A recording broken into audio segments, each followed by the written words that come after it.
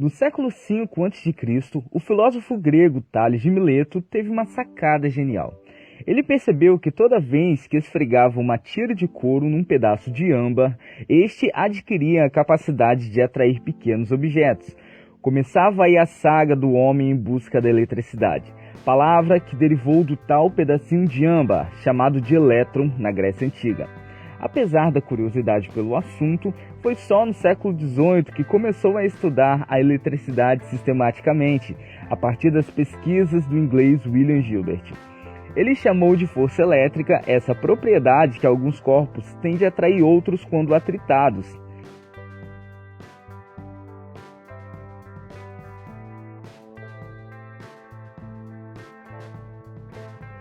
Mais tarde, Benjamin Franklin demonstrou que o relâmpago é um fenômeno elétrico. Num dia de tempestade, descobriu que o relâmpago resulta do desequilíbrio elétrico entre a nuvem e o solo. A partir dessa experiência, inventou o primeiro para-raios. Na segunda metade do século XIX, a maioria das casas ainda eram iluminadas por velas, mas a eletricidade já começava a fascinar a sociedade europeia. Seus mistérios eram desvendados pelo inglês Michael Faraday e pelo alemão Simon Ohm, cujos trabalhos levaram ao desenvolvimento do dínamo, o motor elétrico e do transformador. A energia elétrica chegou no Brasil em 1879, quando Dom Pedro II mandou instalar lâmpadas na estação ferroviária do Rio, Estação Central Estrada de Ferro Dom Pedro II, a atual Central do Brasil. Essa era a primeira instalação de iluminação elétrica permanente do país. A luz era ofuscante, durava pouco e produzia um calor tremendo. A partir daí, o país passa a dominar essa tecnologia. Em 1881, a Diretoria-Geral dos Telégrafos instalou na cidade do Rio de Janeiro a primeira iluminação externa pública do país, no trecho da atual Praça da República. Em 1883, entrou em operação a primeira usina hidrelétrica do país, localizado no Ribeirão do Inferno, Deus me livre, afluente do rio Jequitinhonha, na cidade de Diamantina. Dom Pedro II inaugurou na cidade de Campos o primeiro serviço público municipal de iluminação elétrica do Brasil e da América do Sul, mas a matriz geradora eram termoelétricas. Em 1889, entrou em operação a primeira hidrelétrica de maior porte do Brasil, Marmelo Zero, da Companhia Mineira de Eletricidade, pertencente ao industrial Bernardo Mascarenhas, em Juiz de Fora, Minas Gerais. Usina Hidrelétrica de Marmelos foi a primeira grande usina hidrelétrica da América do Sul.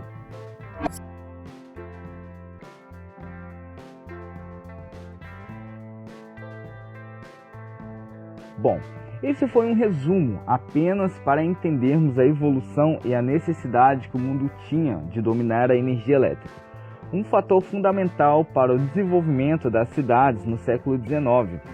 Focando na história de Ibiraçu, o município, no início do século XX, teve a necessidade também de dominar a energia elétrica. Como não havia hidrelétrica, o jeito era comprar um gerador a gás. No entanto, ele só tinha condições de alimentar a prefeitura de Pau Gigante. A iluminação chegava nas casas das grandes metrópoles e a comarca também precisava de oferecer um serviço público de iluminação elétrica. Surge a ideia de construir uma hidrelétrica com potencial para abastecer toda a comarca de Pau Gigante, alavancada pelo coronel Domício Martins. E esse é o tema do vídeo de hoje, a usina Santa Terezinha. Fala galera, sejam bem-vindos para mais um Super Curioso, meu nome é Henrique, e aí como é que vocês estão? Tudo beleza? Bom, tava com saudade pessoal, tava editando esse vídeo aqui com vocês, deu um pouco de trabalho para me reunir todas as informações, mas graças a Deus deu tudo certo, o vídeo tá aí para que vocês venham curtir. E não esqueça pessoal de compartilhar esse vídeo com o máximo de amigos que vocês tiverem, principalmente pessoas que têm contato direto com o Ibiraçu, aquela pessoa que não mora no Brasil, mas já estiveram aqui. Aproveito para estar compartilhando esse vídeo, principalmente com essa pessoa que morre de saudade desse lugar. Ibiraçu é um lugarzinho pequeno, 2.500 habitantes, um município centenário com muita história boa para contar. Eu reuni ela, uma parte dela, uma fração dela nesse vídeo, e espero de verdade que vocês venham curtir, beleza? Já se inscreveu, ativou o sininho de notificações, já compartilhou esse vídeo com seus amigos, então bora para o vídeo. Em busca do progresso. Eu falo a partir de 1908, em uma época em que o território dessa cidade ou comarca era a soma dos municípios de Ibiraçu e João Neiva. Em Pau Gigante não possuía nem estradas para automóveis interligando seus distritos e cidades vizinhas. Tudo se resolvia nos lombos de animais e o trajeto era feito por caminhos entre as matas. Para longas distâncias, o transporte era realizado através das linhas de ferro, onde hoje compreende a BR-101. O embarque e desembarque de passageiros era através da estação de trem Lauro Miller, que se localizava na Avenida João Mota Júnior. Atualmente, as locomotivas passam por um outro ponto, e a estação de trem fica no bairro Aricanga. O município não possuía saneamento básico, a água no centro da cidade era coletada de uma nascente conhecida até os dias atuais como Biquinha. Ali mesmo, as donas de casa lavavam suas roupas e panelas. As obras de Domício Martins da Silva. Amado pelos moradores, também chamado de Coronel Domício Martins, teve sua participação como prefeito em dois períodos diferentes na história da cidade, 1908 a 1914 e em 1915 a 1928, somando 18 anos e meio de colaboração como prefeito do município. Apesar do título de coronel, o senhor Domício Martins foi um grande homem e praticou muita cidadania. Em seu governo foram feitas obras muito importantes em vários setores do município. Em agosto de 1924, inaugura o tão sonhado serviço de água da cidade e a água encanada chega nas torneiras das casas. Como não poderia deixar de ser, foi recebido com grande entusiasmo e satisfação pela população local. Incentivou diretamente na diversidade cultural, patrocinou a criação da primeira banda de música com a doação de instrumentos, contribuiu com a primeira atividade teatral na comunidade e sempre esteve presente em todos os eventos locais junto de sua família. Inaugurando a usina Santa Terezinha. Edificada com cimento importado da Inglaterra, em obra executada em parceria com a prefeitura, a barragem localizada na estrada de Picuã, a Rio da Prata, a 3 quilômetros do centro da cidade, no Rio Taquaraçu. Foi a primeira fonte geradora de energia do município. Em 23 de maio de 1926, o coronel Domício Martins acelera a construção da hidrelétrica de Ibiraçu, a usina Santa Terezinha, fazendo com que Pau Gigante fosse autossuficiente em energia elétrica de qualidade. Nesse mesmo ano, ela é inaugurada, acontecimento importantíssimo para a localidade, contou com o apoio decisivo dos moradores. Oswaldo Lansky foi um dos primeiros eletricistas a colaborar para a distribuição da energia na vila. A cidade fica em festa com esse acontecimento. Domício Martins a inaugura com o som da banda que ele mesmo financiou, período de muita alegria para os moradores. Ao mesmo tempo, foi inaugurada uma linha telefônica entre a barragem, a prefeitura e a estação de trem, para controle e funcionamento da hidrelétrica. Poucas cidades brasileiras, pouquíssimas mesmo, tinham aquele benefício na época. Período de mudanças e conforto para os moradores. Em vez de lamparinas, a luz chega nas ruas e nas casas. A chave geral da usina ficava na rua Marcos Rosalém. Ela era ativada às 6 da manhã e desligada às 10 da noite. Uma breve correção aqui, pessoal. A usina ela foi projetada para gerar energia e atender a cidade no período de 24 horas. Só que no tempo de estiagem não tinha como ela manter porque o reservatório não dava conta. Então o que eles faziam? Eles ligavam ela às 6 horas da manhã e desligavam ela às 10 horas da noite. Aquele outro período a cidade ficava no escuro, mas era apenas no período de estiagem. Quando chovia bastante e que tinha água suficiente para gerar energia, ela atendia a cidade no período de 24 horas. Os moradores mais antigos afirmam que poucas pessoas trabalhavam na usina. Um deles era o eletricista de plantão. Caso tivesse algum problema na fiação ou componente elétrico em qualquer ponto da cidade e da usina, ele resolvia. Os postes eram de madeira, menor do que os modernos de concreto. Em 1929, o doutor João Pereira Neto toma posse da prefeitura. Foi o ano da Grande Depressão, em que o Brasil e o mundo passam por uma profunda crise financeira, com a quebra das bolsas de valores de Nova York, mas a usina segue firme, alimentando toda a cidade. A tragédia de 1942. Ayrton Bonesi toma posse da prefeitura no dia 29 de junho de 1942. Mas 5 meses após a posse dele, a usina Santa Terezinha foi completamente destruída em 17 para 18 de novembro de 1942 por uma tromba d'água que se constituiu no maior desastre registrado em toda a história desse município. As águas desabaram com mais intensidade no interior, sobre o Morro do Índio em Picuã, ocasionando a cheia dos 3 rios afluentes do Taquaraçu, dentre eles Rio da Prata, Rio Picuã e o Rio das Freiras. Com a cheia, os 3 rios desceram de forma violenta, formando um único rio, chamado Cachoeiro Comprido, desaguando no Rio Taquaraçu, onde estava assentada a hidrelétrica Santa Terezinha. A força das águas foi tão intensa que varreu completamente a usina. Até a turbina geradora foi levada pela força destrutiva das águas e até hoje se encontra mergulhada em algum lugar no Rio Taquaraçu. Essa é a mesma enchente que ocasionou a morte do pai e o irmão de Dona Daia, história que ela mesma relata em seu livro Quero Contar Minha História. E a família inteira de Henriqueta, onde só ela sobreviveu. Eu conto com detalhes no vídeo sobre o interior de Ibiraçu. Nessa época, quase todas as pontes e plantações foram destruídas e muitas casas desapareceram arrastadas pela enchente, ocasionando o desabrigo de muitas pessoas e algumas mortes. Os trens, único meio de transporte do lugar, deixaram de circular, uma vez que alguns trilhos foram arrancados. O senhor Ayrton Bonesi, prefeito do município, fez o possível para reconstruir o município. Como estava tudo destruído e a usina precisava ser reconstruída com urgência, houve um plano B e a energia passou a ser gerada por um gerador a gasogênio comprado pela prefeitura. Ela era ligada das 18 até as 22 horas apenas e alimentou a cidade por 4 anos enquanto eles reconstruíam a barragem. A usina hidrelétrica Santa Terezinha é reinaugurada em 6 de outubro de 1946 e retoma a geração de energia do município. Contudo, os problemas eram muitos e os recursos insuficientes.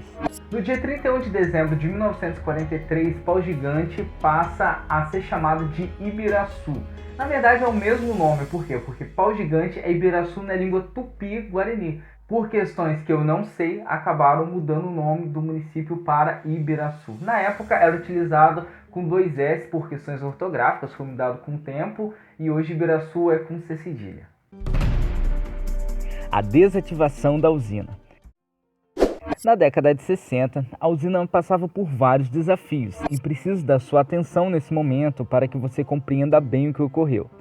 Quando Domício Martins a inaugurou em 23 de maio de 1926, desconsiderando a população de João Neiva, pois lá o distrito era alimentado por outra fonte. Na vila de Pau Gigante, a usina tinha um excelente rendimento na época e atendia com excelência a vila, pois era uma população estimada em torno de 5.500 habitantes e pouco industrializada. Mas o tempo foi passando e houve um progresso na região. Os moradores do interior se mudaram para o centro urbano com a chegada da energia e da água nas torneiras.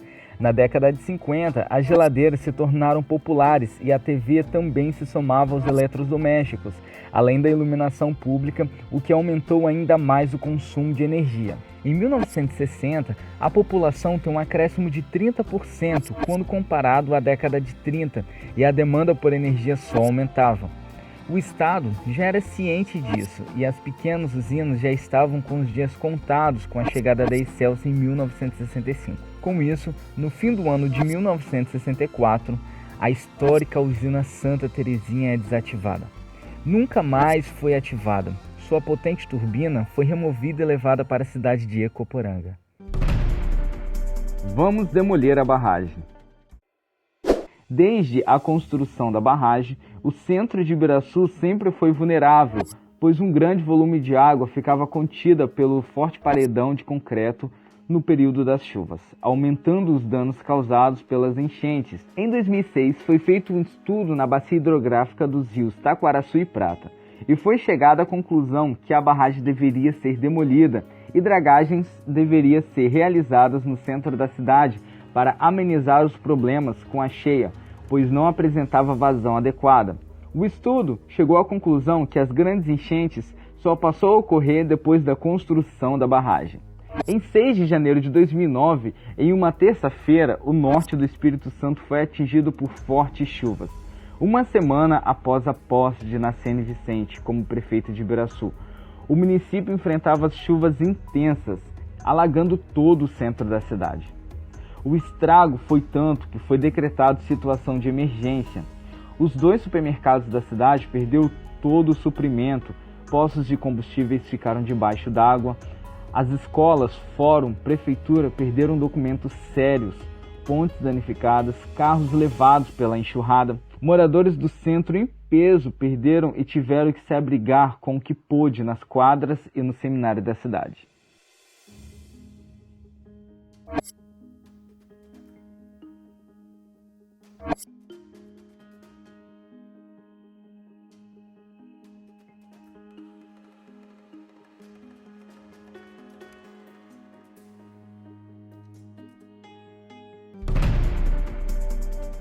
A barragem hoje.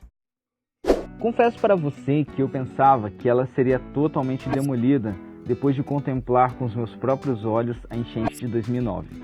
Mas eles tiveram uma ideia que resolveu o problema sem a necessidade de destruir toda a estrutura. Eles abriram a comporta da barragem e fizeram também 3 aberturas na represa, com um pouco mais de 1 metro cada um, permitindo um bom escoamento da água em um nível mais baixo. Hoje, ela se encontra em ruínas. Como vocês podem ver, isso é o que sobrou da usina. Assim que desativada, a cada grande chuva, uma parte dela era levada pelas águas. Já não existem as pontes que davam acesso à casa das máquinas e naturalmente tudo se encontra em ruínas. Nessa abertura, após a água mover a turbina, que ficava instalada na parte interna desse túnel, a água seguia por esse caminho e era devolvida para o rio. As enxurradas levaram quase tudo. As coisas não eram tão tranquilas por aqui. Todo o caminho até a usina hoje é tomado pela vegetação. Eu não recomendo vir aqui sozinho. E é preciso tomar muito cuidado onde pisa. Aqui dentro só existe a estrutura de concreto, mas dá para termos uma ideia de como as coisas aconteciam. Ainda existe o tubo que era conectado à turbina. Toda a parte mecânica ficava sobre essas 2 bases. Na parede podemos ler Usina Santa Terezinha.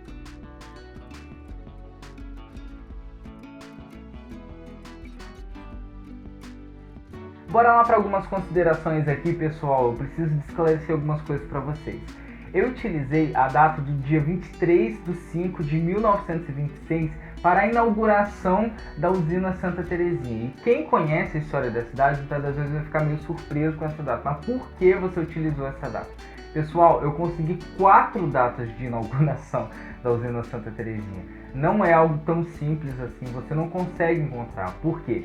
A enchente de 2009 levou muita informação da cidade junto das águas. Um site oficial de uma cidade muito importante, que foi a cidade de João Neiva, trouxe a data de inauguração dela, que foi essa data do dia 23/5/1926. Então eu estou utilizando essa data porque é um site oficial, beleza? Eu encontrei na literatura o ano de 1928, em reportagens eles utilizam que é uma obra de 1927. E uma página muito importante também aqui da cidade diz que é no mesmo dia, o dia 23, só que do mês 9 de setembro de 1926. Então, as únicas datas que vão ficar meio que variando aí vai ser o mês, ou vai ser no mês 5 ou vai ser no mês 9 do ano de 1926. Provavelmente o ano de 1928 é descartado, o ano de 1927 é utilizado a fins de arredondamento, apenas para reportagem mesmo, mas nada que venha atrapalhar, não é verdade? Bom, pessoal, já estamos chegando no fim de mais um vídeo. Eu espero de verdade que vocês tenham curtido. Eu tenho certeza que se você é de verdade, se você gostou de todas essas informações, deu um pouco de trabalho para reunir elas, como eu já havia dito aqui para vocês, mas foi assim um trabalho muito gostoso de ser feito, porque cada livro, cada literatura, cada pessoa que você entrevistava trazia sempre uma informação nova. Ou seja, a história é algo assim que quanto mais você cavuca, mais fascinado você fica. Preciso da sua opinião para o próximo vídeo, deixa aqui nos comentários. Me siga também lá no Instagram, pode dar opinião lá no direct ou no Facebook, na minha página do Super Curioso, beleza? Eu estou aqui para ouvir vocês. Então, pessoal, já fica a deixa aí. Não esqueça de deixar a sua opinião, porque ela é muito importante para os próximos vídeos do canal, que pode ser baseado em cima daquilo que você quer assistir, beleza? O Super Curioso está aqui para atender você. E com isso, eu fui!